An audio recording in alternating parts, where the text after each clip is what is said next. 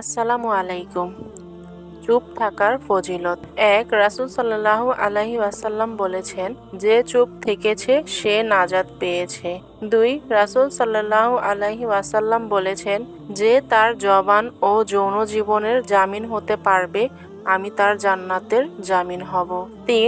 রাসূল সাল্লাল্লাহু আলাইহি ওয়াসাল্লাম বলেছেন, জিহ্বা মানুষের অধিকাংশ পাপের মূল।